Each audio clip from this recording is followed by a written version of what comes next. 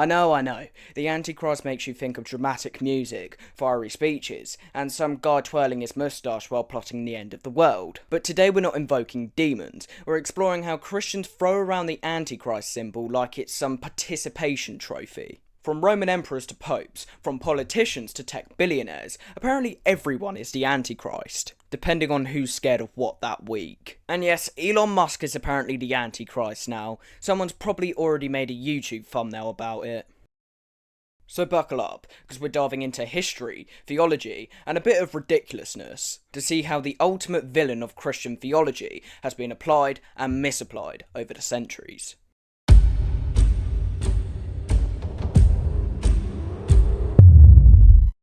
Nero Claudius Caesar Augustus Germanicus. Yes, try saying that fast 3 times. He was born in 37 AD into one of Rome's richest families. Even from the start, he had empirical expectations shoved down his throat. This guy became emperor at 16. 16! Most people at 16 are learning algebra. But this guy had an empire, a tax system, and senators to deal with.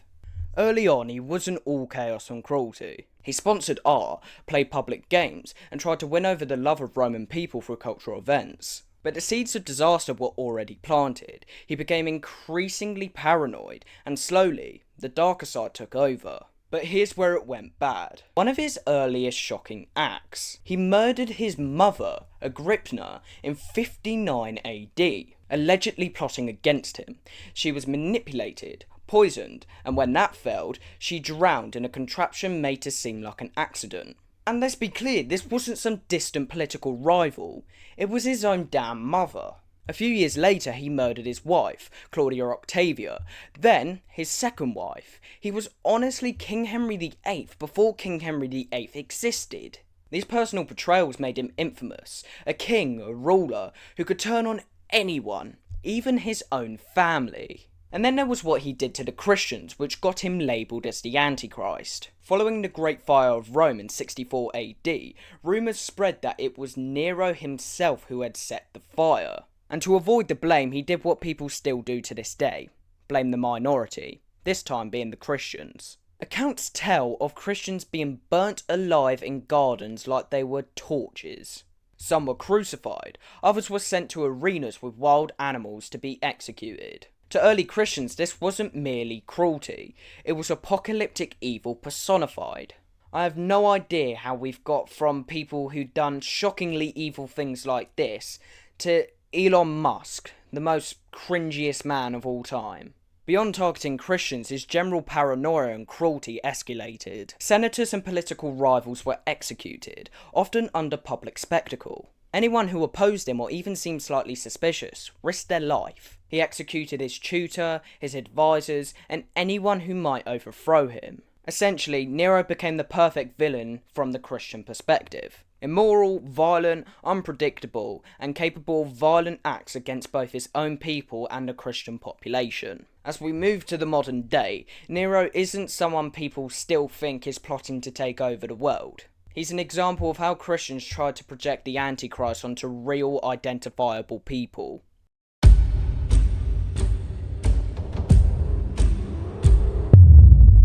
Let's start with some context. Giovanni di Lorenzo di Medici, better known as Pope Leo X, was born in 1475 to the Medici banking dynasty in Florence. By the time he ascended to papacy in 1513, he'd already been immersed in wealth, art, and the dazzling world of Renaissance politics. Picture a pope with the charisma of a rock star, the spending habits of a lottery winner, and the diplomacy of someone literally trying to stop a city-state from being blown up.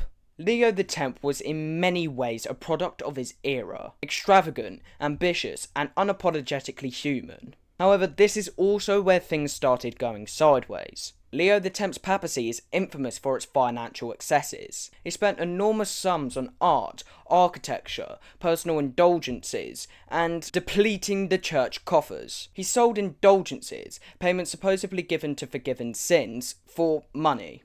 Here comes the money. Here we go. Money talk. Here comes the money. Money, money, money, money. which sparked public outrage and became one of the central grievances in Martin Luther's 95 Thesis. To Christians at the time, especially reformists, this was scandalous. A pope profiting off of people's faith. That's the kind of thing that makes you wonder if whispers started going around. Antichrist vibes. It only got worse. Leo X was politically ruthless, manipulating alliances and church offices just to consolidate Medici power. He excommunicated Martin Luther in 1521, a move that cemented the Reformation. From the perspective of Catholics and Reformists alike, this was more than mere politics. It was a direct affront to the moral authority of the church, and by extension, God's design. And let's not forget his personal indulgences. Leo X threw massive parties, commissioned lavish art, and lived a life that would make even modern celebrities blush. For reformists, a combination of moral corruption, financial exploitation, and political scheming made him a symbol of everything that could go wrong in the church. A figure easy to demonise, and yes, to label the Antichrist. And a bit like Nero, he is not seen as the Antichrist by literally anyone in the modern day.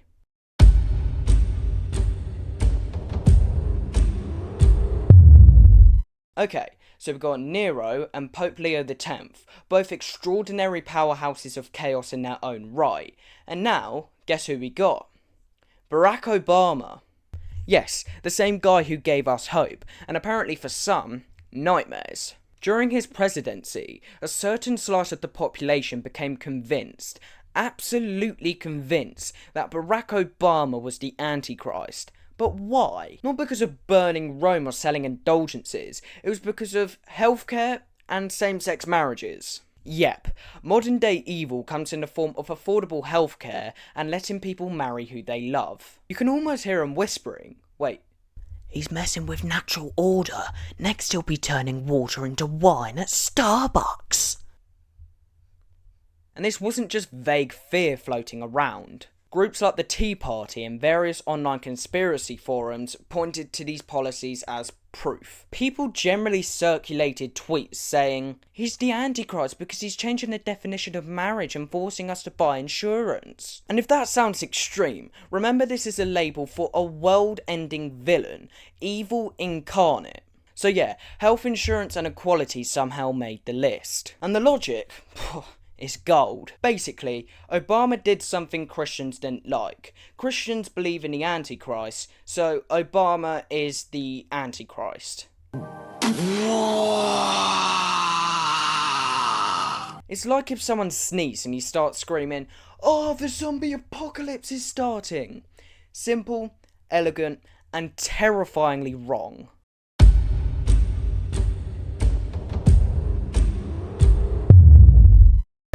I am become meme. Yeah, pretty much.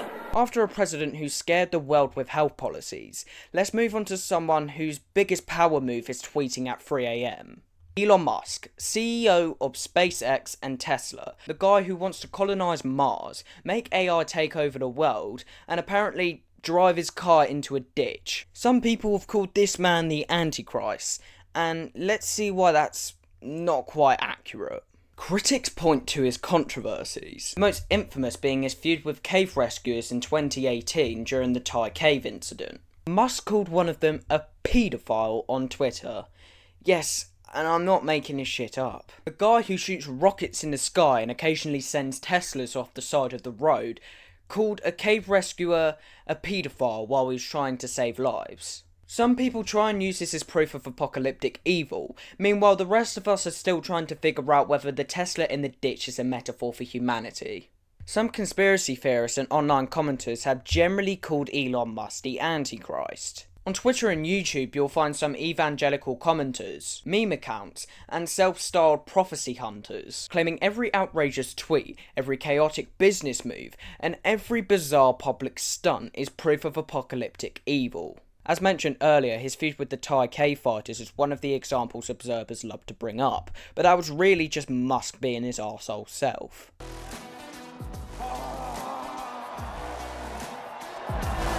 This is the chainsaw for bureaucracy. Then there are rockets and AI projects.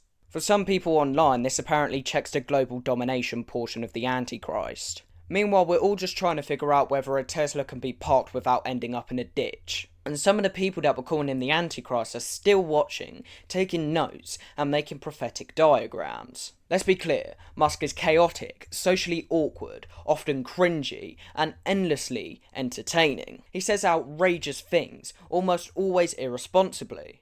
But these are lizard people flaws, not biblical prophecy. Calling him the Antichrist just because he's a massive arsehole just doesn't make sense. He's not gonna cause the end of fucking times. If the Antichrist checklist included hoodies, tweeting at 3 AM, insulting cave divers, and making AI that scares you, then maybe he is the Antichrist. So what have we learnt in this video? Well, first we've learnt the background I have is absolutely amazing. I am well proud of this. Second, we've learnt that Elon Musk needs to make better cars. Third, we've learnt that the Antichrist is just something to be thrown about by Christians wherever they please. And fourth is that you should subscribe.